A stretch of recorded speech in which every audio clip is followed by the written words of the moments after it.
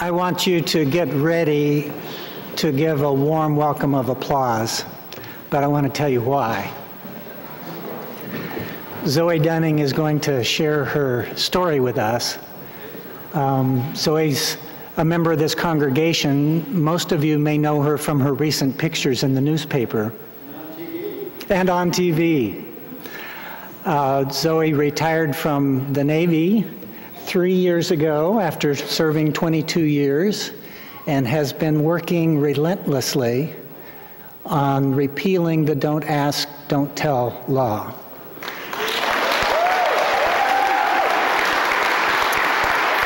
Here's Zoe. Please.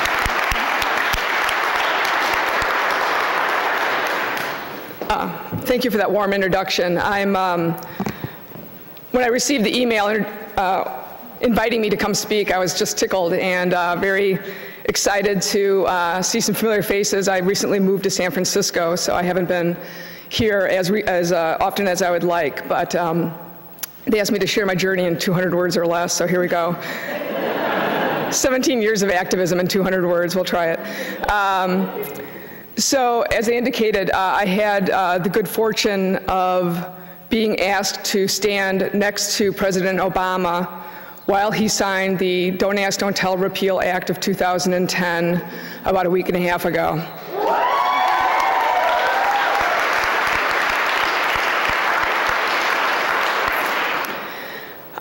It was a tremendous honor, and I think one of the pieces of recognition for why I was asked to join him was that I have been working on this issue for 17 years since I personally came out in 1993 and fought my discharge hearing and succeeded, and continued to serve as an open lesbian in the military for over 13 years.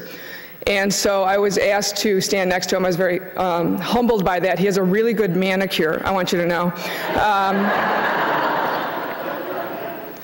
But one of the messages I want to share with you today is the power of persistence. I think one of the reasons I was selected is because I have been working on this for 17 years, through 8 years of an administration that wasn't very friendly, through many hateful hearings, through many bad times and good times, votes that went our way, votes that didn't go our way, but I knew in the end that we were on the right side of justice, and so I kept plugging along, as did thousands of others who've been working on this issue. For those of you who follow this issue, you might have seen Admiral Mike Mullen's testimony before the Armed Services Committee back in February of last year. That sounds weird now. And one of the things that struck me about that and touched me so deeply is that he testified not about the talking points about military readiness.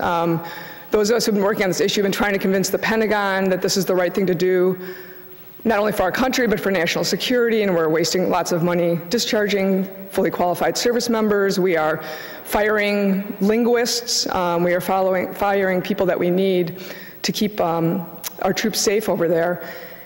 And what struck me is that in his testimony, he didn't focus on that. In his testimony, he stated that he believed that this was an issue of integrity.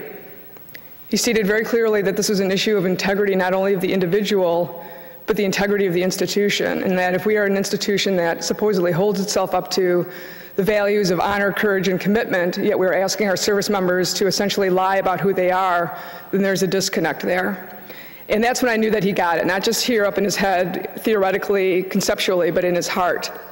And what many of you don't know is that about 6 months before that testimony, he held a meeting in his offices in the Pentagon, and attending that meeting with him were 2 Unitarian Universalists, retired Rear Admiral Jamie Barnett and retired Navy Captain Joan Dara.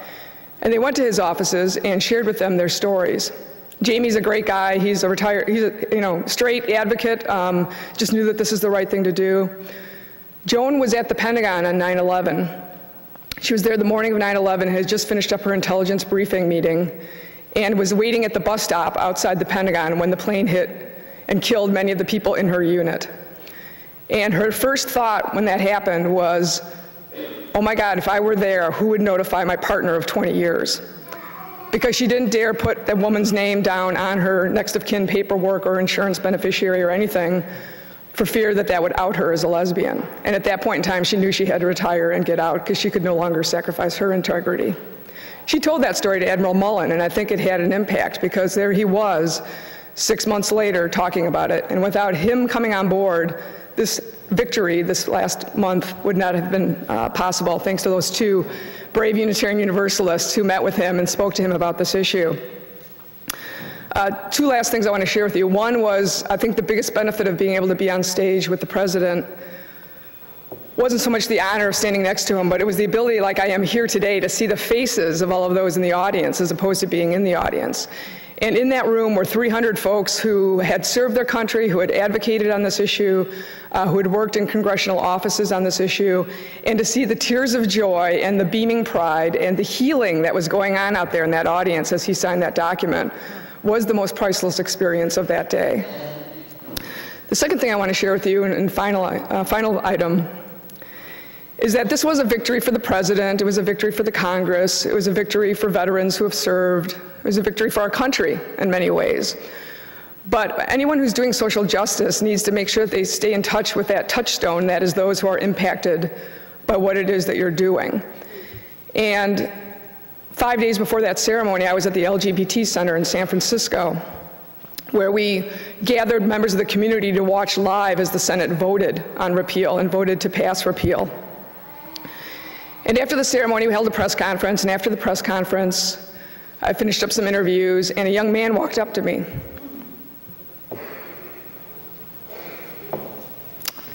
The young man walked up to me and he introduced himself.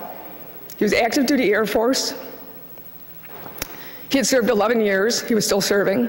He had done 3 tours in Iraq and Afghanistan. And he looked me in the eyes with tears in his eyes, and he just said, "Commander, thank you." And he gave me a big bear hug, and he just kept whispering in my ear over and over again, "Thank you, thank you, thank you." And that's who we fight for. It's the 65,000 gay, lesbian, and bisexual service members who are currently serving in hiding. I heard a great quote once on Veterans Day this last November, where someone wrote, "A veteran is someone who, at one point in their life, walked into a recruiter's office and wrote a blank check to the American people, redeemable up to and including their life." And all we need to do is to honor that service and that commitment by allowing them to be who they are.